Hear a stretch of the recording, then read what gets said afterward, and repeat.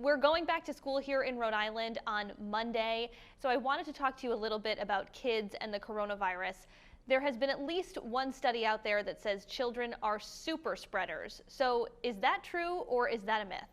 Yeah, I think it's something we still don't know the answer of. Right now, I'm more comfortable saying I don't see that happening. In other words, we haven't seen super spreaders in our daycare environment. And when we look at colleges, we're not seeing that. We're seeing in other states, we're not seeing that yet either. So I think we need to wait and see on that. I think we're pretty confident, though, kids are not viral dead ends. And so there is some more to be learned in this space here.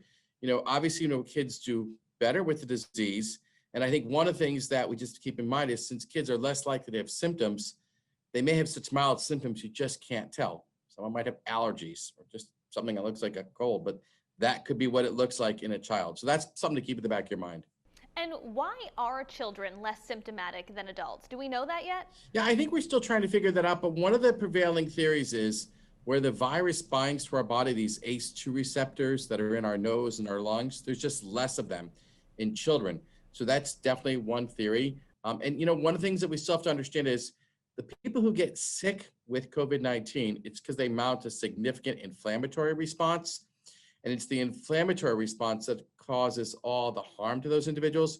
And I still think we don't know why that's not happening in kids so much, but we do see kids generally do well. The governor was asked this question at her briefing yesterday, but I wanted to ask you from a public health perspective. Do you think it would be wise for Rhode Island to mandate that children receive the coronavirus vaccine in order to attend public schools once that vaccine is safe and widely available?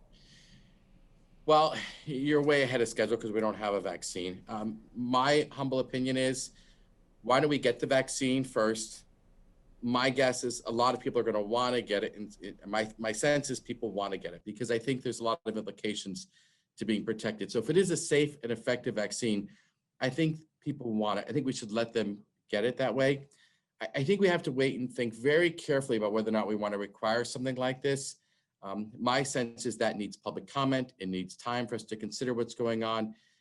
But my guess is if we have a really safe, effective vaccine, and if you do get one, I'll let you know, that people will look for it and will do it responsibly. And I think that would make more sense to me. One of the big topics yesterday at the press briefing was the flu and making sure you get your flu shot. But my question is, and I've heard this from other folks too, we're all wearing our masks and social distancing and, taking such care to be super clean and hygienic.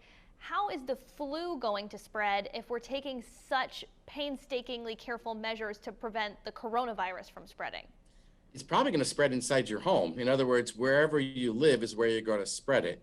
And what I'm saying is it's interesting. There's a study from Chile in the Southern Hemisphere where they had flu season. It's coming to an end.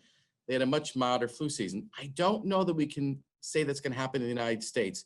We're pretty rugged individuals in this country. We kind of do our own thing across this country. I don't know if you've noticed here, but in a lot of states, people aren't even wearing masks. So people are going to do what they want. But I think the thing is, I don't know that we have that level of community buy-in across the country as we have in the United States. And people do still travel here.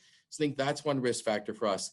It is spread the same way, though. And I think that's a key point is that the flu virus does spread the same way as COVID does. So the same interventions you do, like wearing a mask, staying 6 feet apart, and using your hand sanitizer, will decrease the amount of flu in the state if we all do it. And that's something they did notice in Chile.